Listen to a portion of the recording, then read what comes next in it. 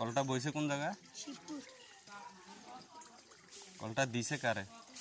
হিমন হিমন রে। রে। পানি ভালো হয়েছে নি? জি। যারা কলটা দিছে তাদেরকে ধন্যবাদ।